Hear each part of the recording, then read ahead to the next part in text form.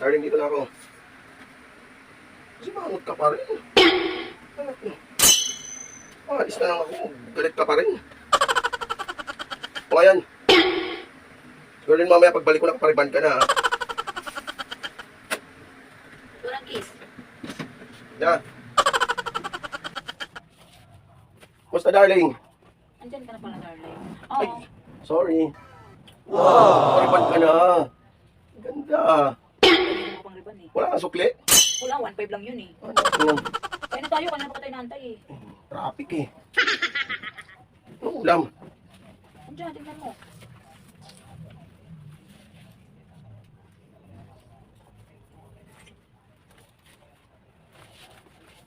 Ba, ito lang nakuha ko. Kanin. Isang itlog. Kumuha na lang ako ng asin. Andyan ang ulam natin. Tayo eh, nagpariban ka. Ulam natin, ito lang. Ay, nako. Sige na lang tayo. Hindi ka muna nagpariban eh. Inunin mo pa yung luho mo. Binigyan mo ko pang riban eh. Dali na, kain tayo. Ako muna. Ayaw, di ma.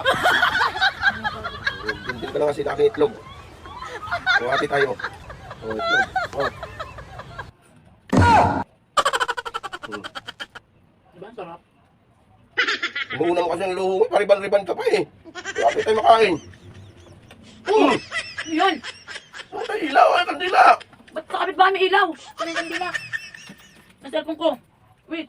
Saan yung lighter? Oh. Yung lighter. Saan lighter dito? Walang lighter. Magkano ba sa labas? Nakasa'yo, binigay ko yata yun. Anak Ano mo. ba nagbayad ng ilaw? Ano ba ng ilaw? Binigay ko kasi pang riban. Ayun ba yun?